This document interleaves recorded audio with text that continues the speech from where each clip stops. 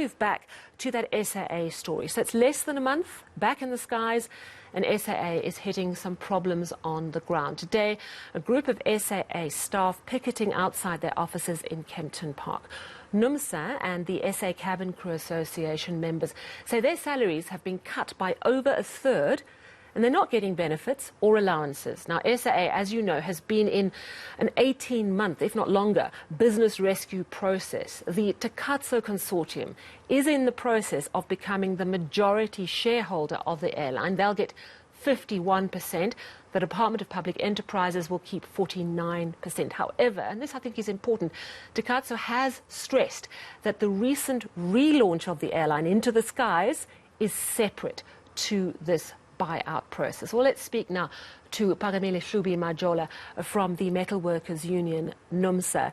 Phakamile, it's disheartening. You know, it was such a hopeful moment when we saw SAA take to the skies 3 weeks ago. My understanding is the staff complement has been cut from about 4,000 down to 800, and yet you're saying that salaries have been cut by a third. Is this for all the remaining 800 staff? Good evening, Sally, and good evening to your viewers, and thank you for having me on your show. It is indeed very distressing that, you know, after this relaunch of this airline, after this very brutal and painful business rescue process, where 3,200 workers lost their jobs, our members are back on the picket line to again raise issues around mismanagement of this airline. And it comes principally down to the fact that, as you say, workers have had their basic conditions and their benefits slashed. They are cut by 35%, really right down to the bone. And whilst this is happening, and they are forced to operate with much lower pay, no medical aid, very few allowances, no meal allowances, the management team at SAA is earning exorbitant salaries, has got generous packages, and what they hide behind is this concept of critical skills. So it's been a very, very painful process. Some of the stories I was listening to your interview with Heidi.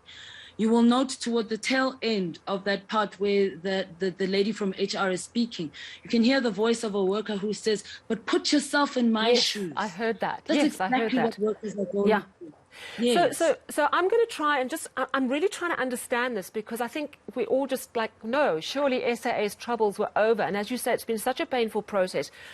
Now, when the retrenchment process occurred with, as you say, 3,200 people actually being retrenched, only 800 remaining, surely those 800 went through a process of new contracts, and surely those new contracts were carefully negotiated, and it was gone through with a fine-tooth comb, I would imagine, by the unions, because there's been so many problems. Were new contracts signed by the remaining staff? What we have is that as we were going through the Section 189 process, which was the process where, through the CCMA, the changes to the benefits and conditions was then presented to workers to say, this is the new SAA, these are going to be your new conditions. And it was already clear, even at that stage, that these conditions were very unfair to workers. In that process, the management went out of its way to protect itself, to protect its own interests, to secure its own salaries, and hence their benefits have retained the same, but they slashed that of workers. So now it's something that was proposed, it's something that we rejected even at that stage at Section 189. They have imposed it on workers, and in spite of all the attempts we've made to engage management to deal with this, they've ignored us. So you saw even back then that this was not going to be great for staff. So were staff not made to sign? Surely there's a contract when your working conditions and your salary, especially when it's revised downwards, you have to sign a new contract. Did staff actually get those contracts to sign? But even if they're signed, Sally, it's the principle of, let me give you a practical example of why this is so inhumane. So they were signed, but you're saying they were forced? Well, I mean, if you want the job, what are you going to do? You're going to sign. Whether it's fair or not, you're going to sign if that's the condition for you to start. And the point we're making is that we're talking here, workers don't even get a lunch hour. No lunch hour, Sally? Are you telling me that in 2021, there are companies that do not offer a lunch hour? Unfortunately, SAA is one of those companies. So you have workers who come on shift at 6 in the morning after having woken up at 4 a.m.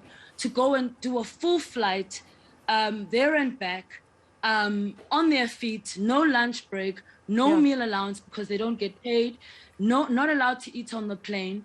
It's inhumane how workers are being treated at SAA. I hear what you're saying. Is that it should be fair.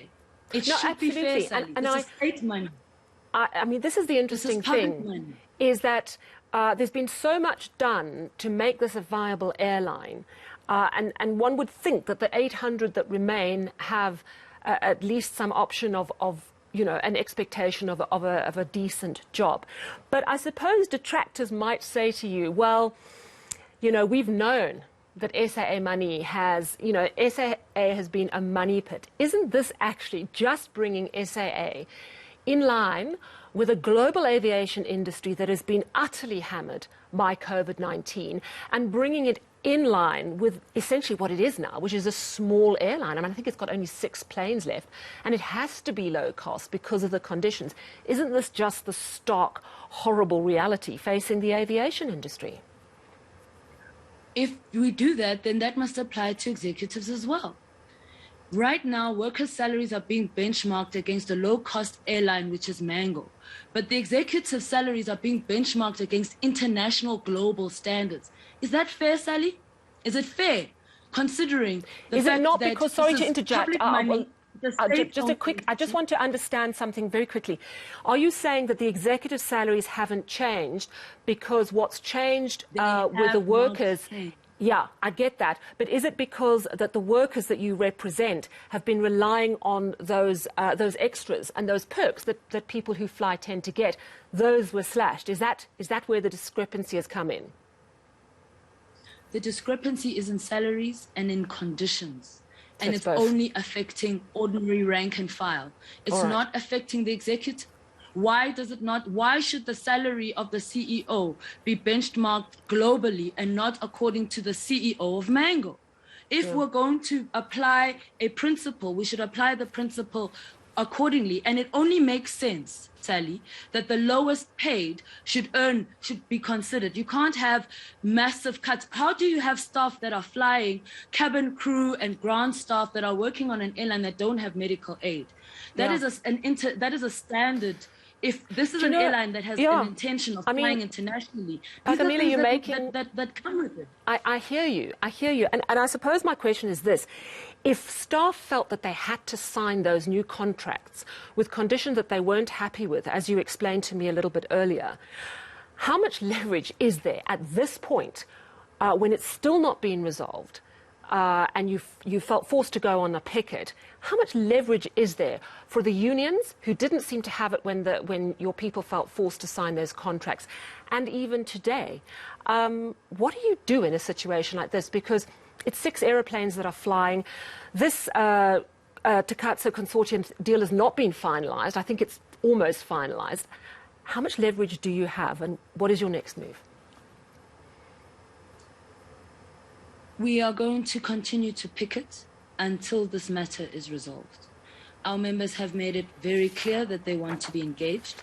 And if SAA is genuine, and if it's truthful when it says that this is a new airline that does not have old baggage, then they're going to make sure that they don't repeat the habits of the past.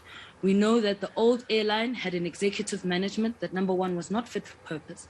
Number two, that was wasting in terms of what its perks were. But also beyond that, when you look at this airline, an airline that is managed by 750 managers managing 250 managers managing 750 staff at a cost of 300 million rand. Does that sound like a new airline? And what this picket is about essentially is to say that there is no change at SAA. Workers are not being engaged. Right. DPE is not being transparent, even about this consortium that you're telling us about. They've given over this airline, no rands, no monies have exchanged hands, and workers are being forced to endure slave-like conditions. I think bearing in mind that this is a state-owned entity paid for by taxpayers' money, which our members contributed to, SAA has a duty to rectify this situation. All right. Well, thank you so much for chatting to us this evening. Phakamile Hlubi Majola speaks for the Metal Workers Union, Numsa. She says that picket is going to continue, and she makes the point that there's 750 staff. She says they're being managed by 250 managers, and a challenge there really to the SAA management to talk about this issue. So we'll see how that story develops.